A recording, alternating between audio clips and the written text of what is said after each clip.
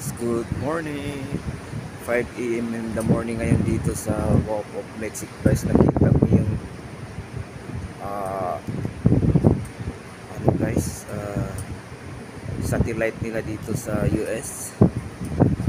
Kahit saan dito guys, makikita mo yung satellite umiikot. Gaano ka-high-tech yung US guys. Kasi yung satellite palaging nakamonitor. Sa ngayon may bad weather guys, mahangin dito ngayon. Platform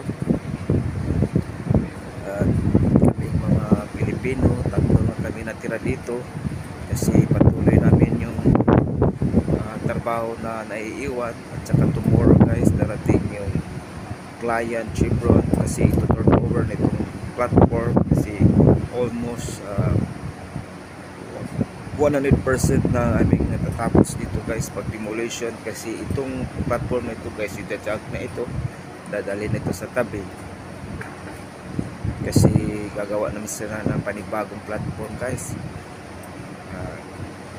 Ang mga mahal ko sa buhay na dyan sa Pilipinas, lagi niyong tatandaan ang mga OFW, mga land base man ug masay base.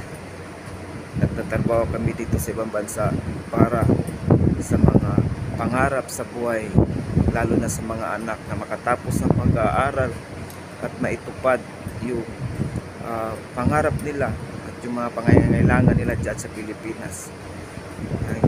Hingi lang namin sa inyo, mga anak namin na sa Pilipinas, mag-aral kayo ng mabuti kasi pag-aaral para sa inyo yan.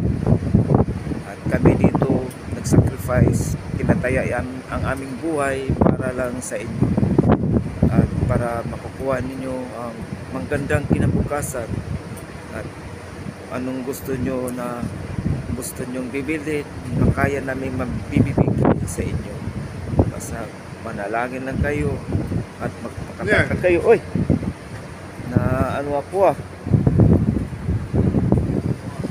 yan guys, kasama yung Pilipino, yung steward at chief cook dito.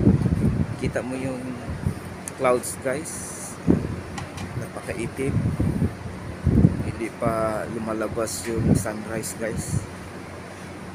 Update pa yun dito sa kayong dagat at kapwa ko mga marino, mandirigma, mag-ingat kayo sa pagtatrabaho, always safe at magpakalakas tayo at magpakatatag para balang araw uwi tayo sa Pilipinas sa ating pamilya buong buo, kumpleto at masaya. Hanggang dyan muna guys, this is DJ Freeman Vlog. Mabuhay, God bless us and more power. Bye bye.